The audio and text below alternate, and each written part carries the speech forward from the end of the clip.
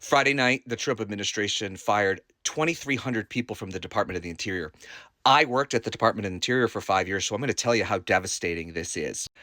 The Department of the Interior has about 70,000 employees and manages most of America's public lands.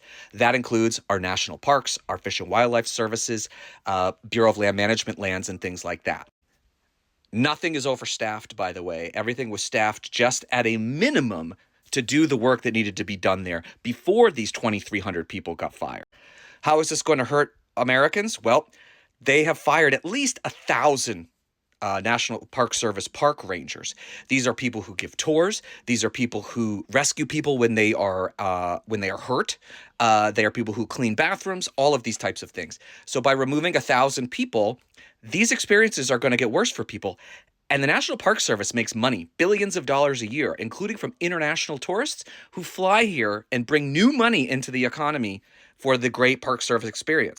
Interior also oversees the U.S. Geological Survey, which measures earthquakes, volcanoes, things like that. They've lost people as well. And the Fish and Wildlife Service is in charge of endangered species. So there will be less people now in making sure that these endangered species are not endangered any longer and are on their way to recovery. So in the long run, this isn't going to save us any money at all because the experience in the parks is likely to get worse, which means less people will go, which means we make less money off of their tickets that they pay to get in there. This is one of those where you're cutting your nose off to spite your face. This will not help us at all.